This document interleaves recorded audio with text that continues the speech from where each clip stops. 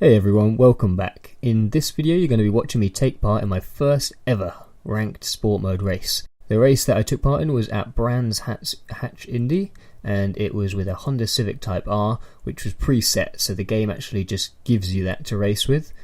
You don't have to purchase it. I'm going to show you guys through the process of racing in sport mode, so if you haven't already tried it, you'll know what you'll be getting into. To start with, you'll land on this screen. It separates out the large-scale championships, which have set race dates and so on.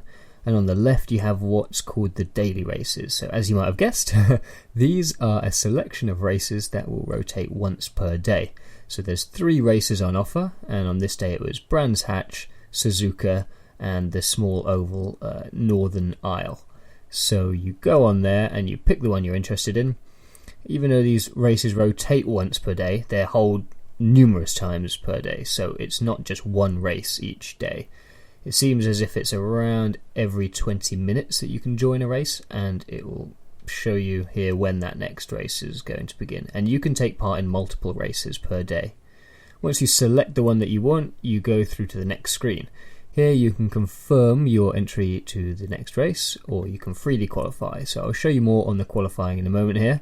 The other thing you can do is see all the details for the race. This one was preset car, no tuning, so there wasn't really much to look at here, but you can also just see how fast the other people on your friends list or other people around the world are qualifying in that particular race.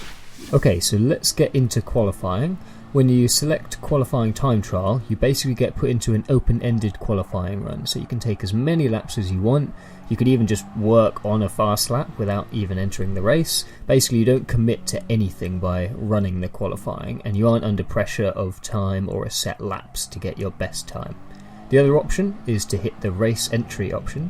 Then you will have from that point on until the entry deadline countdown timer to continue to attempt to qualify for your top lap time. Right, so now you've got a time on the board and the timer runs down, the game will start matchmaking, and it takes your driver rating, so that's how fast you are, and your sportsmanship rating, that's how clean you are, and it'll match you up to similarly ranked players who have also entered the race at that particular time. After it's done matching up with up to 23 other drivers, so 24 on the track total, it takes everyone's best qualifying lap, and that determines the grid order. So now, time to race. When you get into the race, you get a couple minutes of warm-up, which is nice, just get you back into ready to go, or just wait in the pits, eat your sandwich, boss the pit crew about.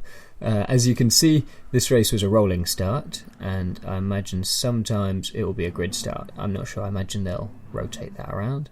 This race was only 4 laps too, and it's not a particularly wide track and there's no long straight, so qualifying position was really super important for this one. I managed to grab top spot here, so that was nice, but being my first race I was feeling a little bit nervous. I'm not sure why, it's not like it's very important, but I guess I just get racing nerves. I think because of that my driving wasn't actually that great in the race, but the other British guy there, Redline RPM, who was in second, was fairly hot on my heels for most of it, so I was definitely feeling nervous.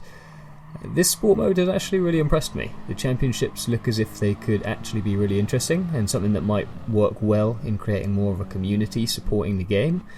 But these daily races with matchmaking I think are a massive step in the right direction. It's generally how I've felt across the board with GT Sport so far. A step in the right direction, that is.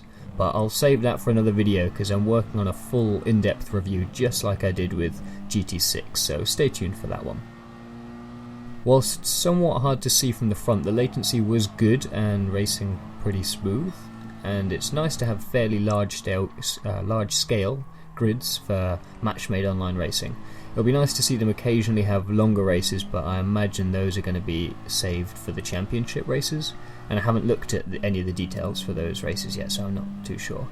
As far as the dirty drivers and people crashing you off the course, if you're ranked at a certain sportsmanship rating, a lower sportsmanship rating, the settings in those races will be for ghosting your car when you're out of control or crashing is set to a lower threshold, so you'll be less likely to be rammed or just removed from the track unexpectedly by another driver.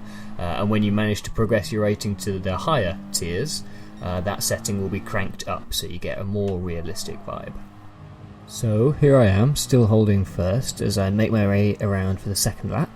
To talk a little bit about the race itself, the car was heavy on the understeer, mainly when on the throttle, so it was important to be really patient with your acceleration on the exits. Don't get too greedy. And the other thing was to turn in really early, because you want to maximise straight line speed for good lap times on this track. If you want to come onto the brakes later for your turn in, you're more likely to exit slightly slower, and since the car is fairly low on power, that ended up being the most important thing for a good lap time. You can notice it particularly on Graham Hill Bend, which is the third corner, the one that goes down the hill and takes a left. If you caught the apex perfectly there, you could lay down the throttle really early and the understeer would push you out onto those boards on the right. But if you turned in fractionally too late, you might even catch a wheel on those outer curbs or on the grass. But even so, it would sort of ruin the turn, or you'd just have to lift off the throttle to actually make that turn without going wide on the exit, and then you obviously sacrifice your speed on the Cooper Straight, which is the next part. So it was an interesting combo, and actually a lot harder to be fast than it might appear on the surface. I think beginner drivers would actually struggle with this one because they haven't learned to control the understeer yet, but I guess that's the whole point of this game, you know, getting good.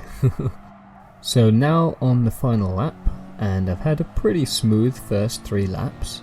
I was kind of feeling more confident now and had developed a little bit of a lead, so I didn't push it too hard. There's no real reward for steamrolling. Steamrolling sounds more correct.